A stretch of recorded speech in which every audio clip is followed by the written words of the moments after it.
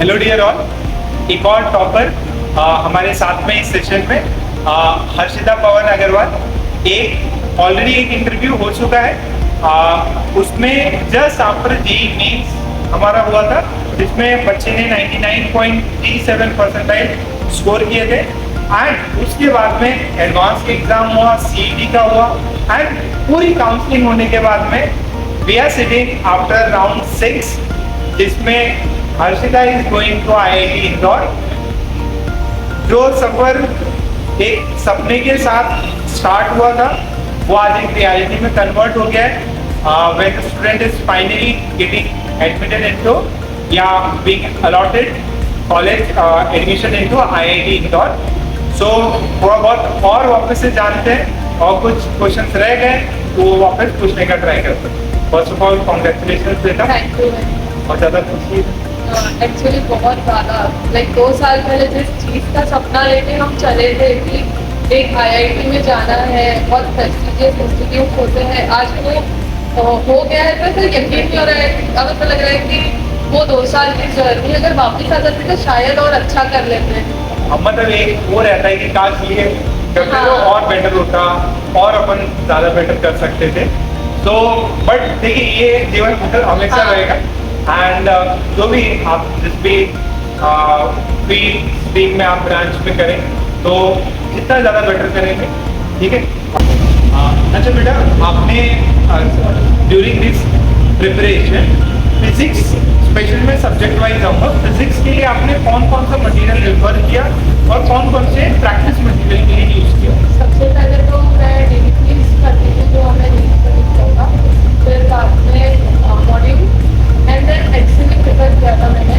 XC Verma? हाँ, Excel Verma solve किया था। और कभी कभी मेरे साथ मन होता था तो सिंगेज लगा लेती थी, विच इज नॉट नेसेसरी क्योंकि हमारी फिजिक्स की मॉड्यूल जो है काफ़ी बहुत अच्छी है।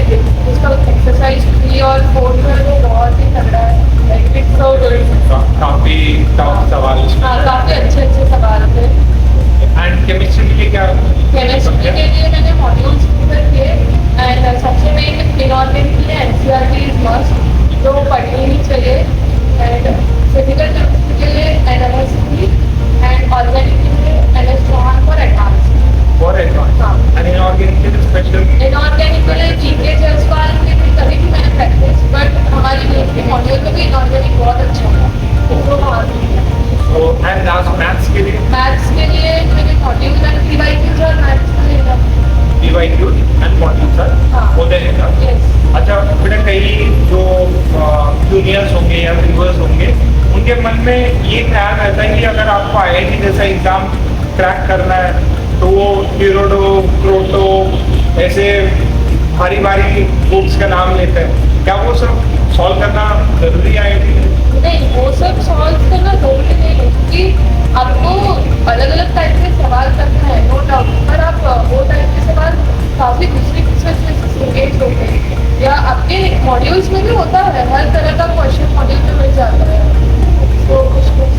तो मतलब एक लिमिटेड कंटेंट मल्टीपल बार करिए, क्वालिटी अच्छा होना चाहिए, क्वालिटी अच्छा होना चाहिए, लिमिटेड अमाउंट, ठीक है। एक कंटेंट क्वालिटी अच्छी हो, उसको रिपीटेड बार अगर अपन करें तो सिलेक्शन में बहुत ज़्यादा हेल्पफुल है। अच्छा बेटा, जेईई के बाद में ये एडवांस की तैयारी आपका क्या शेड्यूल चलता है? जेईई पहले तो भी थोड़ा शेड्यूल कभी कभी लूज हो जाता था, पर उसके बाद एकदम स्ट्रिक्ट हो गया था। लाइक नींद भी प्रॉपर लेती मैं 6 आवर्स to 7 आवर्स लेना ही था क्योंकि एक अच्छी स्लीप होती है तो आपका कॉन्सेंट्रेशन कर जाता है। एंड बाकी मैं दिन भर ज़्यादा पढ़ती थी क्योंकि मेरे घर पे दिन भर कोई नहीं होता था, तो वो मुझे एक अच्छा इन्वॉल्वमेंट मिल जाता था।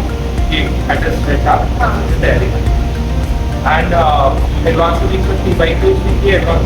हाँ, मतलब स्टार्टिंग में पीवाईक्यूज करे थे, एट द एंड में पेपर वाइज ईयर वाइज आप सॉल्व करते थे। और नीट में भी आपने बहुत ज़्यादा प्रैक्टिस करी होगी पेपर्स की? नीट के सारे टेस्ट। सो मेन इम्पॉर्टेंट है प्रैक्टिस प्रैक्टिस प्रैक्टिस, ठीक है। जितना आप प्रैक्टिस करेंगे उतना आप क्वेश्चंस को सॉल्व करने में, हैंडल करने में अपने आप को एट ईज फील करेंगे। एंड रेगुलर आपको मेहनत करते रहनी है। अच्छा हर्षिता बेटा, आप अपने जूनियर्स को या जो व्यूअर्स देख रहे हैं उनको क्या टिप्स देना चाहेंगे इस एग्जाम में? मैं उन्हें तो यही टिप दूंगी कि आप प्रैक्टिस करिए, नो डाउट, पर आप एनालाइज अच्छे से करिए, आप एक्यूरेसी मेंटेन कीजिए। मेरा सबसे स्ट्रॉन्ग पॉइंट एक्यूरेसी रहा है, क्योंकि मुझसे टाइम लिमिट के अंदर ज़्यादा सवाल कभी बन नहीं पाए।